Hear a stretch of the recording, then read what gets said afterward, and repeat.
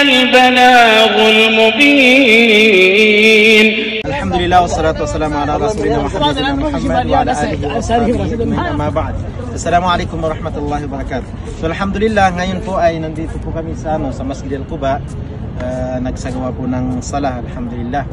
So ngayon po kasama po natin ang isang estudyante sa Qasim University, si Sheikh Al-Gasan Mangunadato. So itatanong po natin sa kanya kung ano ba talaga yung gantimpala ng pagsasagawa ng sala dito sa Masjid Al-Quba. So tafadhal ya Sheikh. Alhamdulillah Rabbil Alamin, wassalatu wassalamu ala Rasulillah, amma ba'd. Assalamualaikum warahmatullahi wabarakatuh. Katulad nga ng sabi ng Rasul sallallahu alaihi wasallam sa isang hadith na hasan, man tatahhara fi baytihi thumma ata masjid Quba'in فيصلي فيه ركعتين كان له كأجر عمره. Allahu Akbar. Sabi ng Rasul sallallahu alaihi wasallam, sino man ang magwudu o magtatahara sa kanyang bahay at pupunta sa Masjid Quba at magsasala siya ng raka'atain, yung gantimpala niya ay parang umrah. Subhanallah.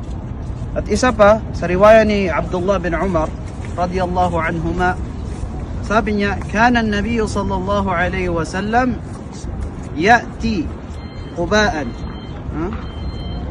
thumma yusalli fihi rak'atayn. No? Isa ito sa sunna ng Rasul sallallahu alayhi wa sallam. At sa isa pang riwaya na ang Rasul sallallahu alayhi wa sallam ay pumupunta dito tuwing Yawmus Sabt, tuwing Sabado. No? At isa ito sa sunna ng Rasul sallallahu alaihi wasallam na dapat natin sanayin ang ating mga sarili sa paggawa ng sunna na ito, dahil ang gantimpala nito kay Allah subhanahu wa ta'ala ay napakalaki.